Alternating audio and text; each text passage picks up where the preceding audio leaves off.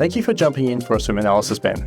It was really great to get a look and see what is going on with your stroke, and great work on getting to this point. Let's jump into a few focus points for today's session. First focus point we will talk about is your posture in the water. When we look side on, it is clear that your body is moving around. And let's break this up a little bit, as there is a few things causing your body to be unstable in the water. Let's look at the movement in your upper body. After your hand enters the water, the first movement you're doing is pressing down with a straight arm and causing you to drag your shoulder down in the water. And this causes the vertical movement. Not to mention, it opens up a large amount of resistance as you go to produce drive in a forward direction. Looking front on, when you initiate this straight arm pull, you push out from your body, causing this path to be wide. In this path here, you slip past the power phase and let your hand drift to the last stage of your stroke. Instead of pulling straight down, let's start this phase with lifting your elbow and bringing your hand and forearm into a path that is towards your body. In this setup phase, try to use the cue of trying to put your hand and forearm to face the wall of the pool behind you and lead it into a path that leads towards your belly button. This will get the setup phase to lead you into a position that will give you the ability to push.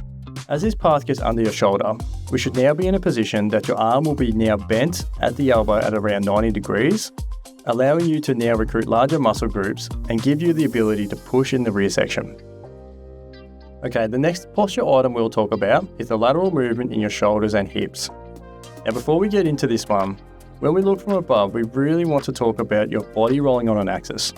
So imagine there is a center line from your hands out in front, running down your spine and finishing at your toes.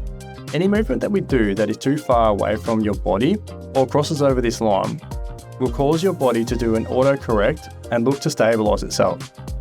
When you enter the water, your hand pushes over this center line. In this position, we can see that this movement has dragged your upper body to go with it. We can also see it has also forced a curve into your body, pushing your hips out and then eventually causing your legs to drift at the rear. This is also requiring a large kick to push it all back into alignment and to be ready for the next stroke. We really want to enter the water more in line with your shoulder. This will reduce that shoulder creeping up and forcing that curve in your body. Currently, as you glide in front, you're pushing against the water with the back of your arm. This is causing a lot of drag as you push forward. Looking side on, now we can also see that your entry is very short, causing you initially to go deep. As you reach into your glide, you go back up towards the surface. Anytime you show your palm to the direction you're traveling in, it's like throwing on the brakes. It's causing a huge amount of resistance.